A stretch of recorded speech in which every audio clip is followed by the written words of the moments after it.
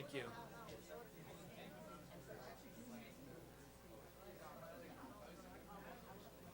Talent Farm. Talent Farm. Could I get your attention for 1 second, please? Yo, Talent Farm, listen up. God damn. Please give it up for Christian Welch. Okay,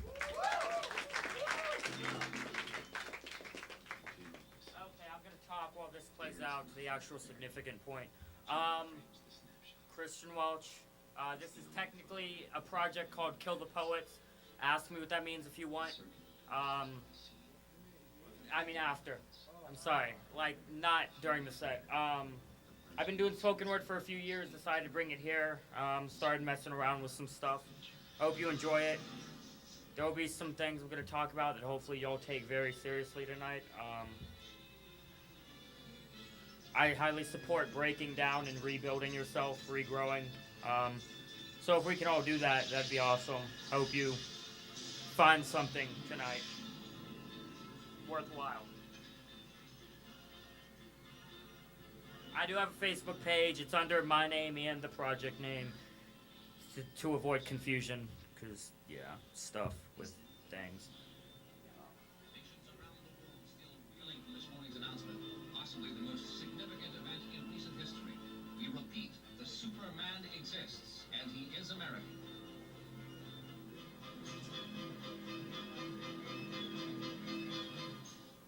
They call me Dr. Manhattan.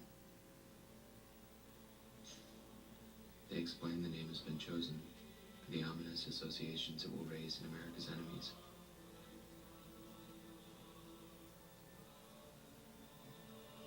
The marketing boys say I need a logo.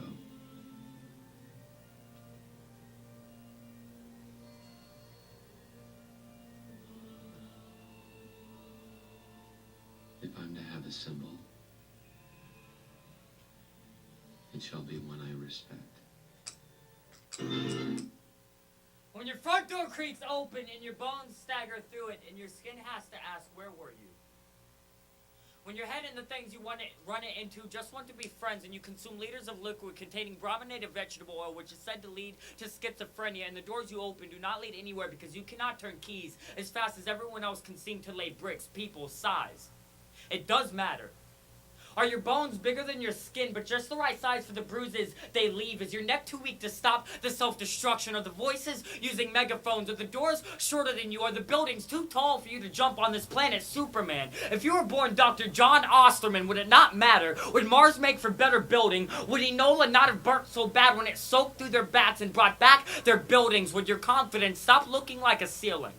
Would lying become unacceptable, especially to yourself? Would you be yourself? Would it matter if you were blue? Does it matter that I am? Get as angry as you want. I just use your heated words to burn circles into my forehead. See, when your metaphysicality is waving your words on theatricality, when mental incompetence is a thing you cannot even comprehend and you stand alone, yet your biggest enemy is yourself, and you cannot determine if the meaning of meaning is the volume of the journey or the mass. I can tell you that the stargaze gas...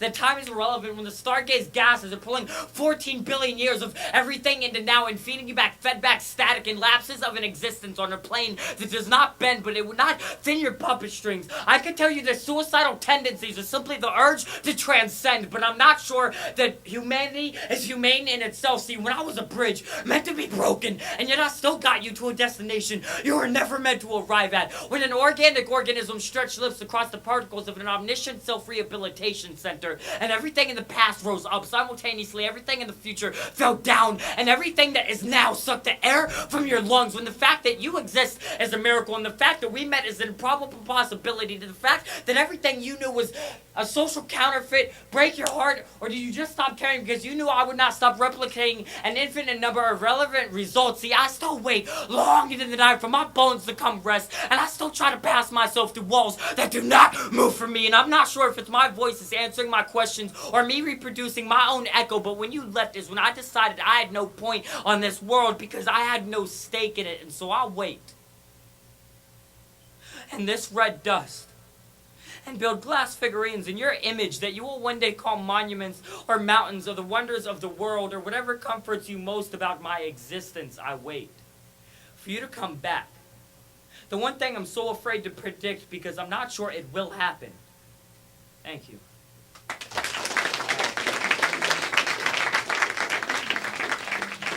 So there are many small little finite instances of generic small talk that every single person here has encountered, mostly on a day-to-day basis. Little things, even such as I like that shirt, or those are nice shoes, or beautiful earrings, all that crap. We never focus on what we're actually communicating in these instances. Of course, they go to more, severe degrees of things, but the smallest of small talk. We don't focus on these things. And I started to think one day how nice it would be if we actually told each other the truth and stopped going in all these avenues that we take. And I started to wonder how nice it would be if every once in a while just someone walked up to you and said something like, I like you as a person. And your finite flesh trembling on the inside, though you may be, as if we don't see that you're more afraid of scars than the people that actually leave them. How your arms are like doors with rusty hinges on them because they never quite open up all the way to let people in. How your fingers grow loose when you're trying to hold on to a handshake because you're too busy trying to hold on to our attention long enough for us to notice that it's hard for you to hold on to anything. How you walk as if no one would notice it if you tripped over your own tongue right now. The way your hair falls. The pertinence between your breathing and the last time you cried over something more than the ending of a movie. How your mouth does not seek water before you speak because you don't feel your words are alive anymore. How if I died right now and became casket trash, you would label it as an interesting day instead of changing your life, even though you too know how easily good people die. How you look at us through dryness. How you break your eyeballs against the world trying so hard to see the beauty in it. How you stop and breathe. As if something someone said made you go, just long enough for you to refine your attention span right before drifting off into a thought about how my lungs can carry so much debris and dust, but to cough up this trash with these symbols breathe back into it from the times I too cried over something more than the ending of a movie. I like you because you don't know the miracle you are. You're like turning air into gold, and I would cry over you too if that concept was not from the ending of a movie. You all are made up of 93% of particles known as stardust, and you live under a sun that one day will heat and pressurize itself into a planet-sized diamond, and yet you do not try to touch it, and yet you act like you don't find home more in the mouth of the sky than in the mouth of other people. I like you because you know self-control in the way you hurt yourself to make sure others can't. You remind me of the beauty and a pedantic world. You are a rose petal on concrete, the wedding ring at the other end of a kiss for a kid who you thought wouldn't treat you right now 3 years ago, and most of all, my highness, my liege, and to whom I am forever indebted for this presence. I like you because you don't know how to like yourself sometimes. I can see it in the way you stopped. As if you thought that this broken open hermit actually had something, anything at all to offer you. Alright, thank you. I'm going to get into...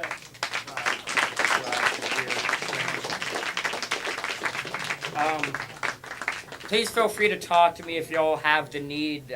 The whole timid thing, and people are, oh my God, why just don't talk conversation? That thing, please don't do that.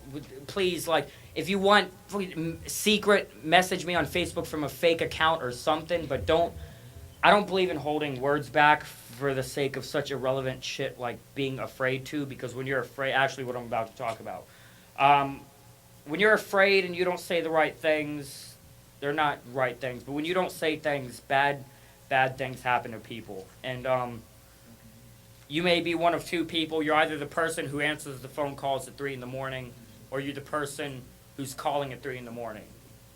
I want everyone to know that if you are that person, people do care about you.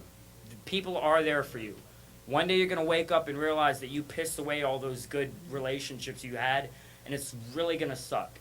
For the other people, don't think it's hopeless. Don't stop answering the phone just because you think you're not getting through to them. Because one day they will wake up and realize you are appreciated by somebody in this world. If everyone, people are going to die, and then we're going to feel strange, and then you're going to cry.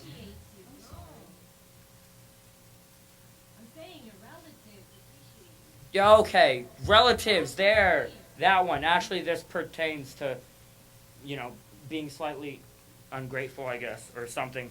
On the other hand, I had to scrap a piece due to time issues, but long story short, no, it's not their fault. The message is still going to get out there. Please look into things. Please listen to people. Please answer the phone at 3 in the morning. Statistically, as of a few years ago, 97 out of every 100 rapists will never spend a day in jail. That's mostly due to about 54 never get reported to police or authorities of any kind. You know, for the people, I don't know what you've been through here, but if something's going on, talk to somebody. If you know someone that is good, you know, silence isn't the best policy in situations like this. And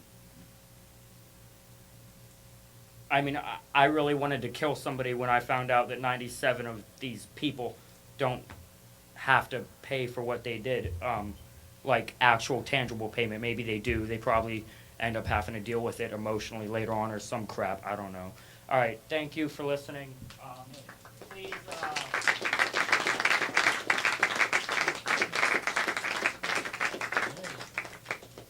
Legitimately, it sounds so stupid, but every once in a while, just go through your phone book and send everyone something that says you're amazing, or something like that. You know, even if you can't stand them, just do it. They're gonna be like, "Fuck you. We haven't talked in 3 years." And be like, "It's all right. I'll talk to you later," and then just leave it alone. But it will make sense to somebody at one day why you did that.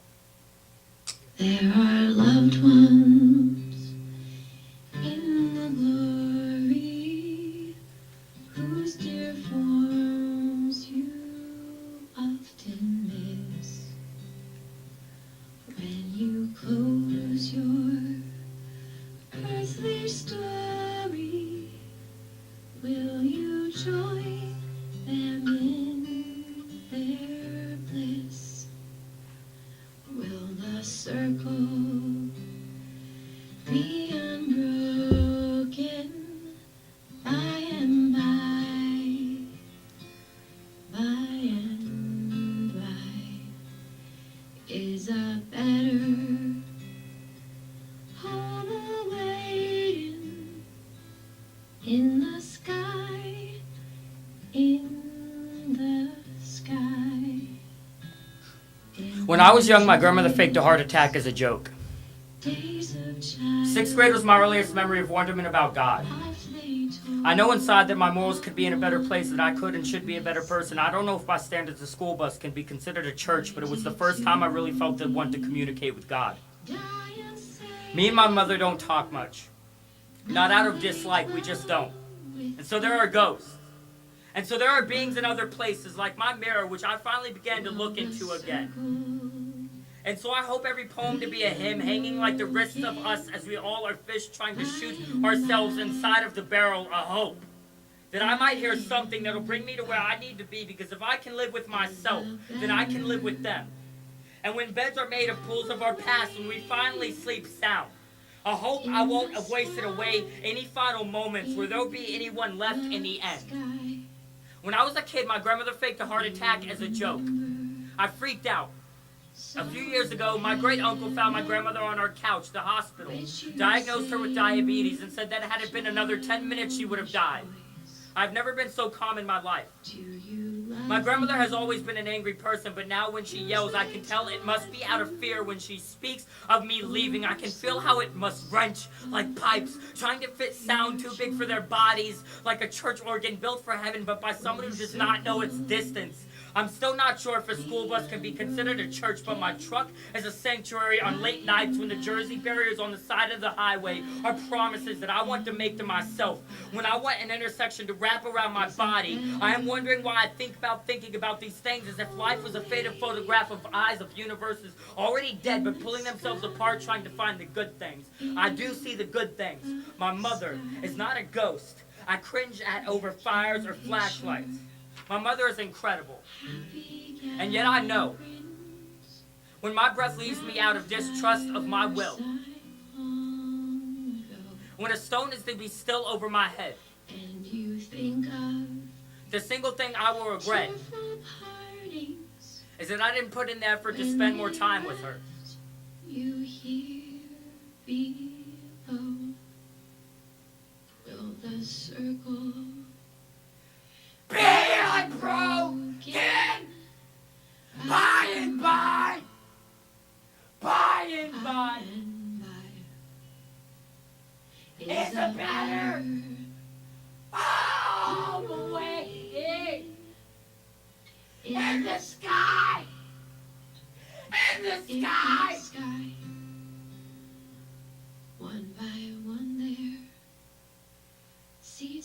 emptied, and one by one they went away. Now the family is parted. Will it be complete one day? Will the circle be unbroken by and by? By and by is a better home awaiting in the sky, in the sky. Thank you. Christian Welch.